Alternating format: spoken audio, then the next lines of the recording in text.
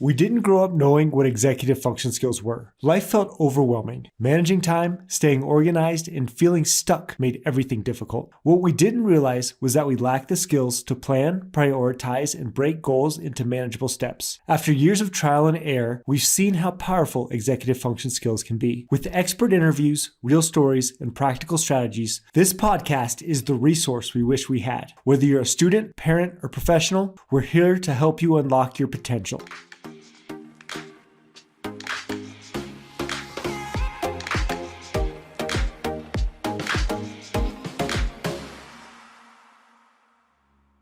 Welcome to the Executive Function for All podcast. Today, I'm honored to talk with Howard Baumgarten. Howard is a licensed professional counselor who specializes in working with men where ADHD and executive function challenges are front and center. Today, we dig into how he supports adult men with ADHD, why procrastination is so often about avoiding uncomfortable feelings, and he gives a few of his classic Howardisms. Howard is very insightful and great to listen to. I highly recommend this one. Let's begin. Howard, how are you today? I'm doing well, thank you. Thanks for having me here. Yeah, I'm so excited to have you on. And one of the main reasons I wanted to have you on is we spend so much time on the show talking about executive function for children and for teenagers and how to support that with parents. But we often forget there's adults that struggle with this as well. And so you having the mental health side and the executive function side is just awesome. So thank you again for being here. Absolutely. Excited to talk about this. So what do you see when you help adult men struggling with ADHD versus your female clients? Like, are there differences there? For sure. And that's a great question. I predominantly see more of a suppression of emotion in men because if you think about our culture, what do we teach men in our culture? To hold it down. Right? Hold it down, shove it down. Be strong, yeah. Yeah, be strong. And so there's a suppression of emotion. And the other thing I see along with suppression of emotion is behavioral impulsivity, as we often see. If you think about boys versus girls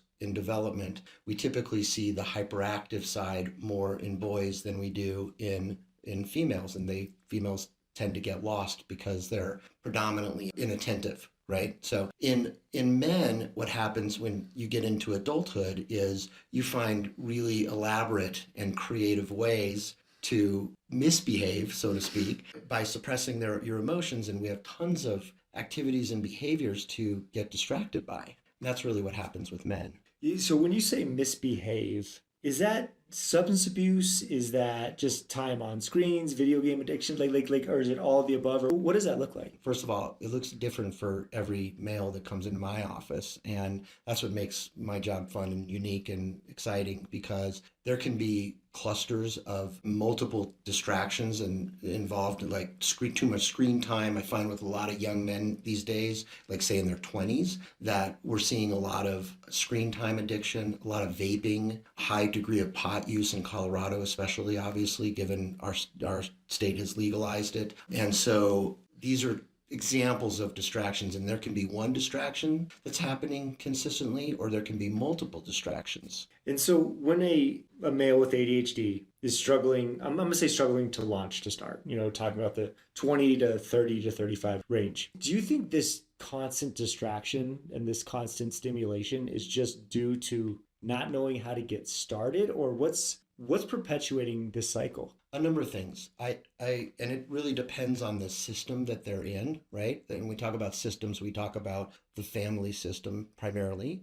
We also talk about the larger community. What kind of experiences do they have developmentally growing up, right? Like, where did they go to school? Were they lost in a public school, 800 kids? Did they go to private school where their hands held too much and therefore they were ill prepared? We see both extremes. And so that's just two examples of what can happen. What I try to do is isolate their story. And that's part of, I have a theory that I work with and that I've developed over time. And a part of that theory is looking at what's their core life experience like? How did they grow up? What kinds of things are they missing? So one question I like to ask in my interview evaluation process is, what did you not get growing up that you wish you had? And what did you get too much of that you didn't appreciate? And I always get really interesting answers, and that really helps inform the trauma side of executive functioning, which there often exists for the adult males that I work with. What is the trauma executive function link you're speaking to? Great question. There's often, not always, but often underlying events that happen that either help sort of shape the distractibility factor for them or add to it. And in rare cases, I would say even can cause events that can cause it. And some of these events, we might call them little t trauma, like death by a thousand cuts kind of thing, like small things that happen or don't happen that need to happen in the case of, like, say, emotional neglect, for example. And then we also have things like big T trauma, like, oh, we got in a terrible car accident. Nobody lost their life. Maybe somebody did, sadly, but it was tragic, or there was a divorce in the family, or something big that you can go back and really examine and say, I remember, a lot of my clients will say, oh, I remember this event happened, and I really struggled to do well in school right after that. And so we do some linking and connecting and a lot of different type of intervening around that to try to get at the emotional parts of that, because it's not about what happened. It's about what happened inside them as a result of what happened. That's what I'm trying to get at with my clients. Yeah, that's such a good point. And because we're often talking about executive function deficits, we're talking about the behavioral side behind it, right? They spend too much time on their phone. They need better routines. They need better habits. We very rarely link executive function to trauma. Right. Yeah, and actually there is some research that's out that is starting to find evidence around that, in addition to the emotional focus side of it. Like, in other words, and I've always believed that the emotional and traumatic side of executive functioning existed as an underpinning, and I think we see it more in adults because they've had more time to experience, horrible things or difficult or challenging things. It doesn't have to be a tragedy. It can just be challenging things that really begin to make it complicated for them to follow through with tasks, organize their lives. And so to use emotionally focused techniques, and actually some of the cognitive and behavioral techniques that I use are designed to get at the emotion, the underlying emotion. So I don't just use emotional focused techniques like mindfulness and breathing and getting connected to the physiology of their body. Those are emotional focused kinds of things, or, trauma based. Let's get connected physiologically to what's happening when I'm feeling this way. I also do cognitive strategies to get at those emotions, and behavioral strategies as well. I'd imagine that, and again, I top out at like age 25. I know you're talking adult men all the way up, but I'd imagine, just based on my experience, it's probably really hard at the beginning to get ADHD men to talk about their emotions and even get started in this process. 100%. Yeah. Very challenging. It's like it's a surgical maneuver. It's a good way to put it. Yeah. It's exactly that. It's a surgical maneuver from a mental health practitioner perspective, insofar as they're shut down. They don't necessarily want to talk about it. Some do, and they're ready. And I do think that we're experiencing a newer generation of young men. I call them kids in my age. Yeah. But young men who are more open to talking about their feelings. But you get a 60-year-old that has struggled with AD, or they don't even want to talk about ADD at 60. Yeah. But they're struggling with distraction and problem behaviors. It's hard to get them to talk about their feelings, but I have to find a way to get inside of them. And I use leveraging interventions to try to do that. Oftentimes these older men are, they've got a family and they're falling apart. And I'll leverage them by saying, I want you to take out a picture of your kids, take a look at them. If you can't do it for you right now, let's at least do it for them. What would they like to see you do? So I'll pull every trick out of the book to try to use leverage to get them to open up. Yeah, and does that opening up, because I'm assuming that vulnerability obviously sounds very hard to someone who hasn't done it, especially at 60 or as an adult. Right.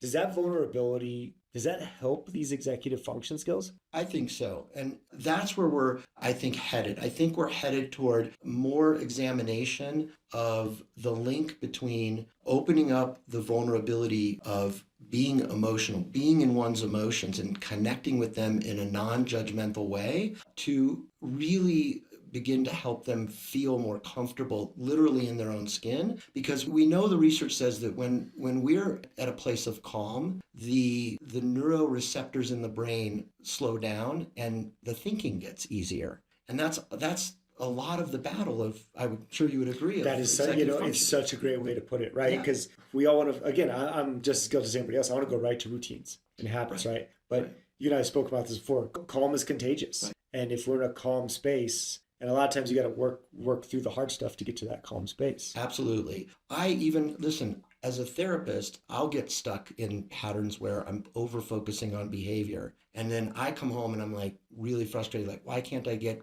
this particular client to follow through on things? And 9 times out of 10, it's my anxiety over the impatience of just modeling and sitting with my client and remembering to get back into the emotion and that these feelings are okay. So oftentimes I'm having a mirroring effect with the client because I'm human too. And so I'll have to sort of rebuild and kind of put myself in check. And usually that means slowing my heart rate down.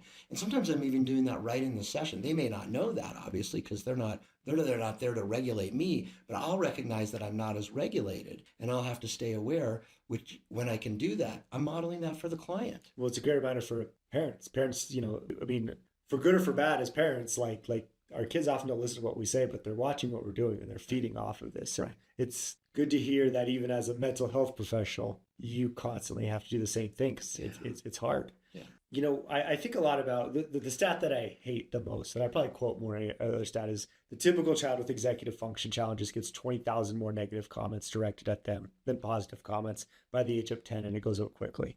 And I'm sure you're just trying to get through these layers of defensiveness because of all the negative feedback that we've received throughout our lives. Definitely. And there's a number of ways to kind of work with the client to do that. One of which is we look at the part that's heard all those negative comments and we try to understand what that part is experiencing on many levels, but most importantly, a felt level. And what do you imagine if I'm examining that part in a client, that part that has heard all those negative comments? What do you imagine that client might say very often? They're probably right to defensiveness. Yeah. Get away from that piece of me, right? That's right. Or they shut down. Yeah. Right. So it's shutting down and shutting off. It's let's get rid of this. Once I can get rid of this part of me that feels ashamed, let's say, or bad or whatever, that's kind of the feeling that they often bring up, or guilty or angry or some perceptive feeling like that. They've spent a lifetime trying to shove that away because, again, that's what we're taught in this society. Yeah. And so what I do is I say, no, you know what? Let's actually talk to that part and let's also listen to it and let's understand it in a non-judgmental way. Let's have compassion for that part and let's learn not to get rid of it because it's trying to protect you in some way. It's trying to say, hey, we got to watch out for people who might not support me but we also don't want to not support ourselves either as a result. We don't want to be critical of ourselves or live in the shame of feeling bad because we can't, turn in our assignments on time or get things done. And so I just try to help them have a more really loving and yet firm relationship with that part of themselves. And that firmness might look like this. We're going to just take a little bit of time and we're going to separate from you. And I'm going to go do my homework assignment and I can come back to you and check in with you later. You'll still be there, this critical part, let's say. And is that helpful to almost separate them and to talk to them? For many, yes. Yes. It's a form of internal family systems, which was developed by Dr. Richard Schwartz. And I've studied his work before for quite a while. And I like to use it with clients who can really conceptualize on some level that they are not their shame. They are not their anger. These are just feelings. You'll get through them. Let me show you a stepwise method, I should say, that will help you get through those. And that's really, it's like, how you walk your students through steps on, say, structure and follow through. Yeah. We're doing the same thing, but we're doing it with emotions. It's a great way to put it. The way you rephrase that really landed for me. That's great. It's clouds in the sky, right? Yeah. Coming and going. And how do we sit with those hard emotions? Right. Speaking of hard emotions, let's talk about procrastination, like the word that I get asked about, I don't know, hundreds of times per week, it feels like. The P word. Yeah, the P word. Procrastination right now. Yeah.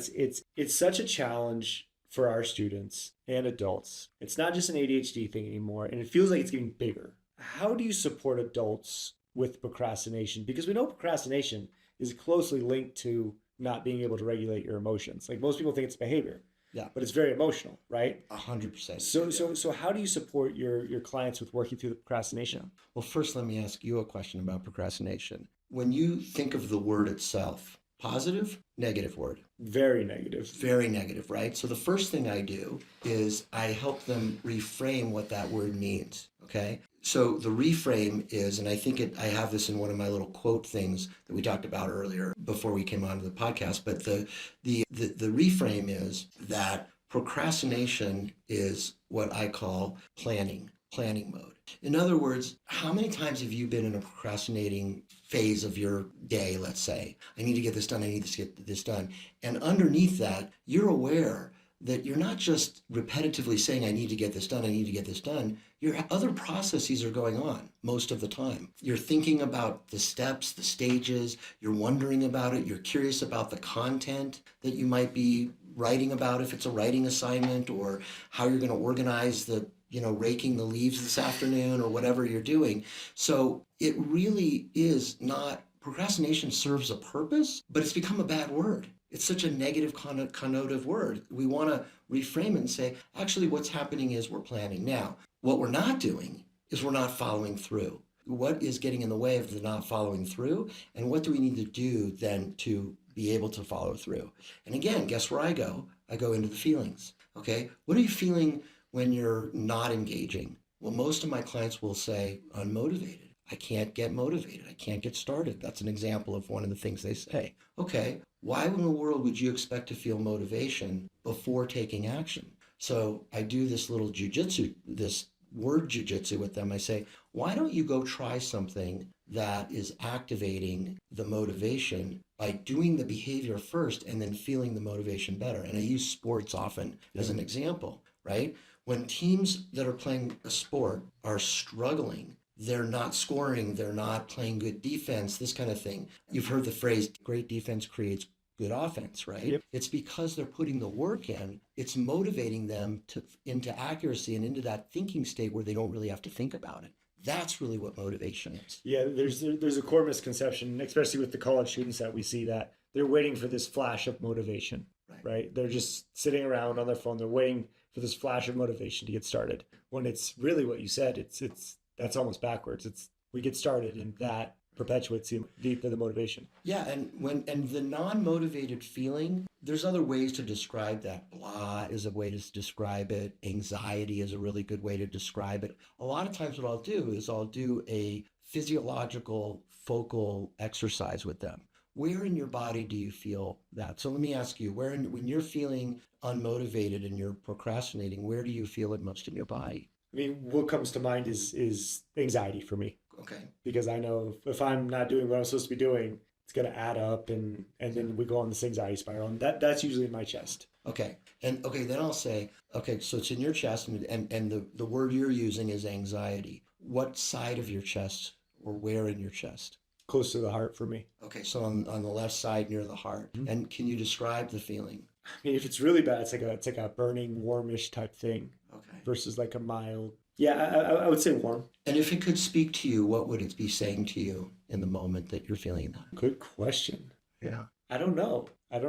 That's a great question. I mean, a lot of it is like a deep overwhelm. And then with the overwhelm may be that you go down the path of it's not going to turn out well. Something big is not going to turn out well. Like there's some type of protection because this could not be good type thing. Yeah, you mentioned protection. I love that. And so it's trying to protect you. You know it's just trying to protect you. And it's also, I love what you said, because it's saying to you, Brandon, this bad thing might happen.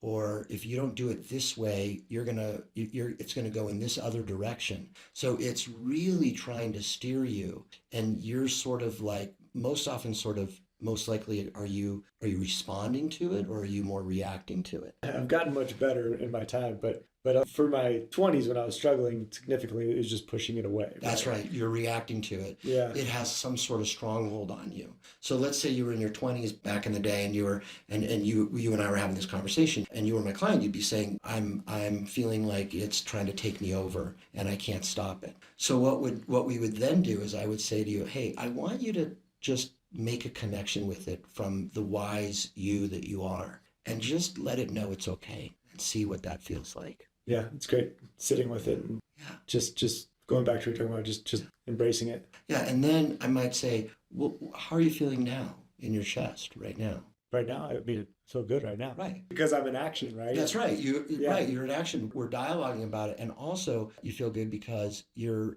having that sensitive sort of communication with that part that's non-judgmental, that's accepting as the protector that it's showing up, and it starts to ease the anxiety, opens up and frees up the thinking. You're more likely now to pull the trigger on doing some kind of proactive behavior and move out of what you're proverbially calling procrastination. Yeah. And I'm calling planning. Does that feel weird to a lot of men? Thank you for asking that. Yeah. I was about to mention that because you and I are sitting here in this room, and I'm sitting here thinking probably a similar thought that you might be thinking, which is like, if a bunch of guys were hanging around observing this, what would they be thinking? Yeah. Because it is weird. It really goes against the way the male gender culture is sort of acculturated into what it means to be male, right? Or pulled into what it means to be male. It really means reflecting on that type of sort of patriarchal training that we get, and challenges us to challenge it,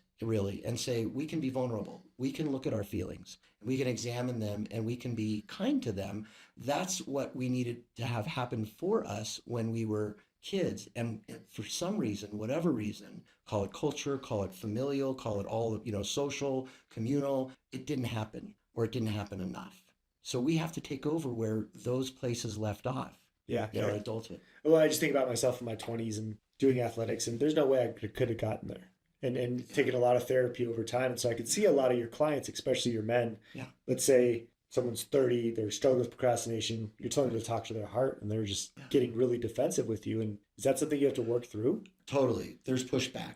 There's defensiveness, especially with couples, by the way, because the men in my couples often will push back because they're even more guarded in front of their partner. Yeah. And what I love about having their partner there when I'm doing couples therapy, and I have a male in my office, is that I can use that partner, the relationship as leverage right there, by having the partner share how, for example, how important it is that, to open up and practice. We can do an exercise practicing vulnerability, and all of a sudden the partner of the person we're talking about opens up to him, and he starts to feel wanted and accepted and validated, which is what he wanted in the first place. Yeah. And now we're off. Yeah. So yes, they're guarded. They push back in many different ways. I think that's important to say, because I'm sure there's parents listening and there's partners listening, and they're like, my son would never, or my husband would never. And it's good to hear that there is a path, and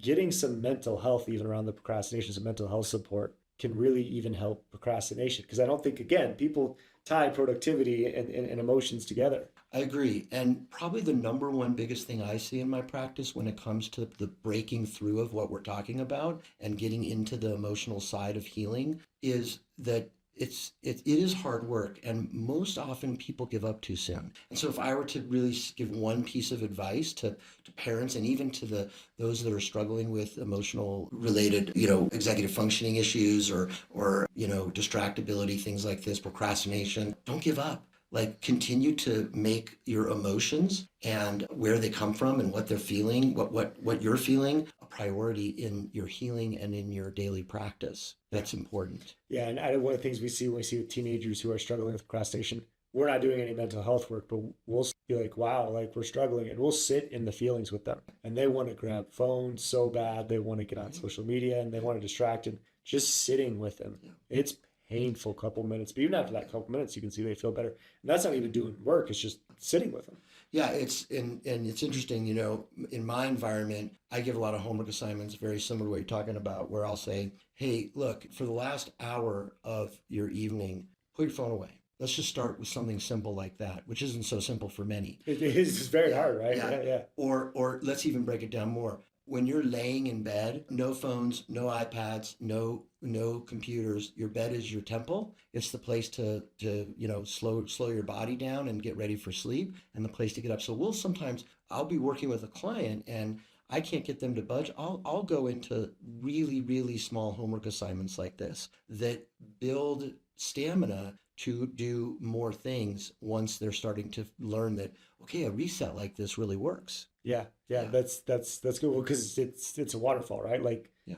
we're not going to zap our dopamine because we're getting off our devices, and then you're also feeling your feelings, and all these things happen. Can I run something past you that I've been thinking about that I don't know if this is going to land or not? I love it. Do it. Procrastination in college. It's kind of funny in some ways. It's like, haha, like I didn't do my paper and now I got to pull all-nighter. This, I guess, chat GPT days, but we still see students all the time, like presentations, like I got to pull all-nighter. It's like kind of funny. It's like a rite of passage, right? Yeah. Procrastination in real life is very, very sad. You see a lot of older people who wanted to write the book and didn't do it, or wanted to start the business. And it's a very heartbreaking thing when I see it, and I hear it a lot. Does that land? It lands for sure. Oh, it lands in my client population. It lands with me personally. There's been things that I've wanted to do and that I can't seem to get started and get going on. And what I've learned in my adult years, just sharing personally for a moment, is that not to be hard on myself about it, and to remember that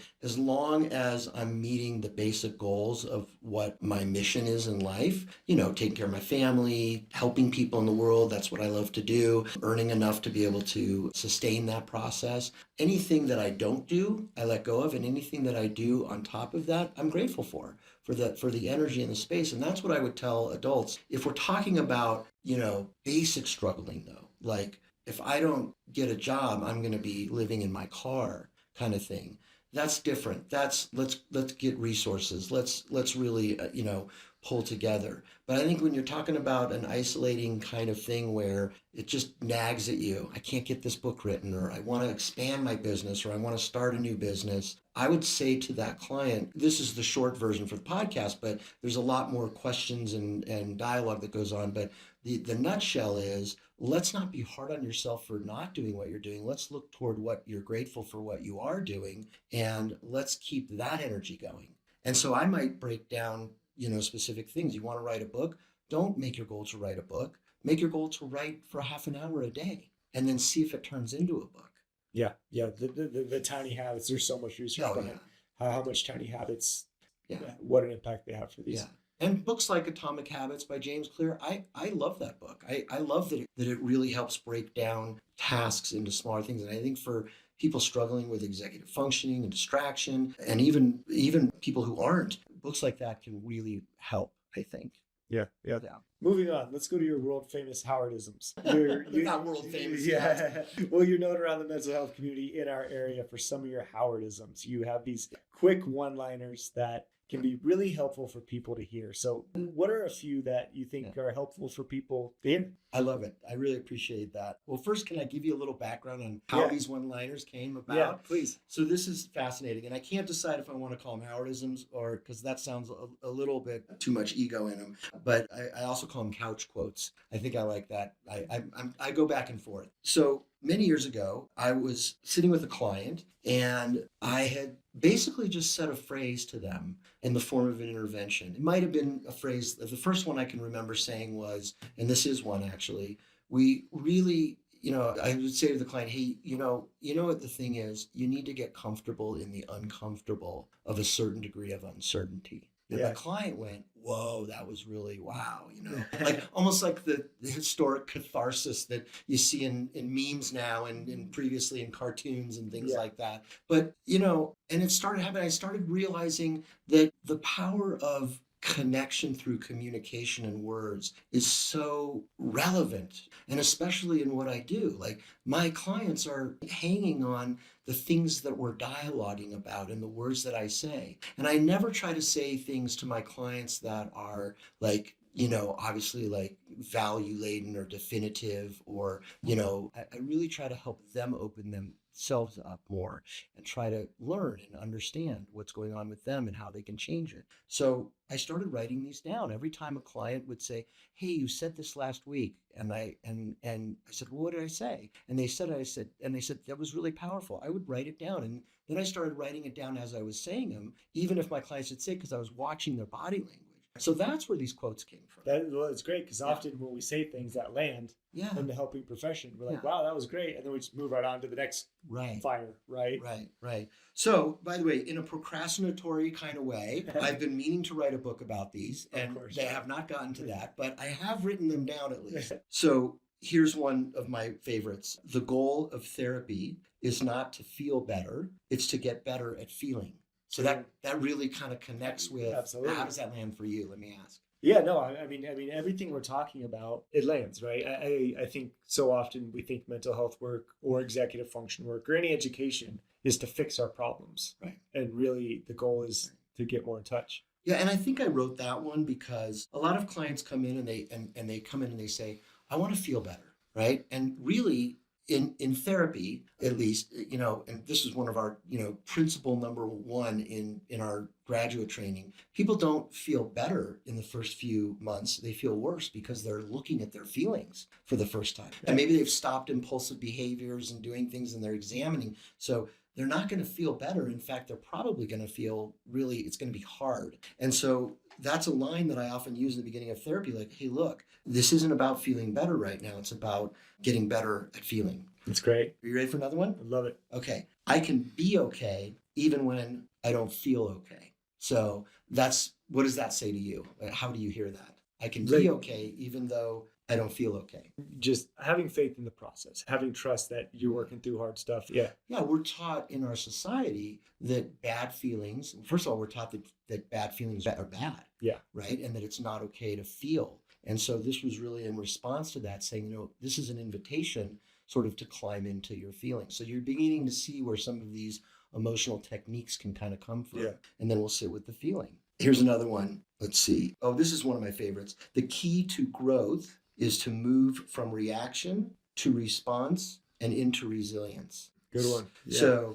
So if you think about that, we have this primitive part of us that is in reaction that's really just trying to protect us. And we want to acknowledge that when we're in the reaction. We want to respond both to the reaction and then to the situation that we're reacting to. It's two kinds of responses. Yeah. And then we want to wait and see how that works. And if it's successful, then we're obviously resilient. That adversity that's in front of us we've maybe made the right choice. We've followed through on a task. If we're unsuccessful, we're still moving toward resilience. It's just we're not moving as quickly. It's like the stock market just, gained 2 points instead of 20. Yeah. Right. Or maybe it lost a little bit, but it's going to gain tomorrow. Yeah. It's a very different way of looking at it versus beating yourself up. Right. Here's the last one I'll do. This is a good one for EF folks. I love this. This is a favorite of mine.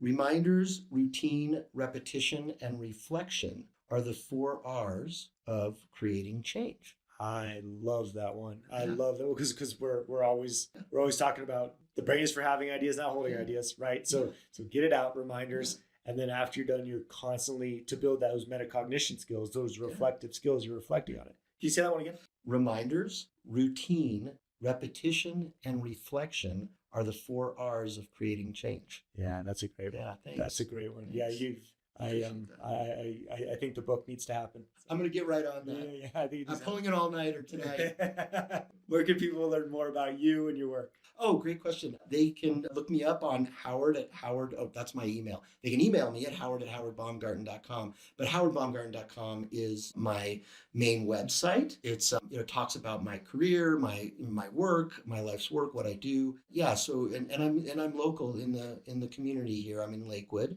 I have both a virtual practice, so I can see people really anywhere in Colorado, and I also have an in-person practice in Lakewood. Beautiful. Howard, thank you so much for taking the time. I'm honored. I'm so grateful that you invited me. Thank you for having me on.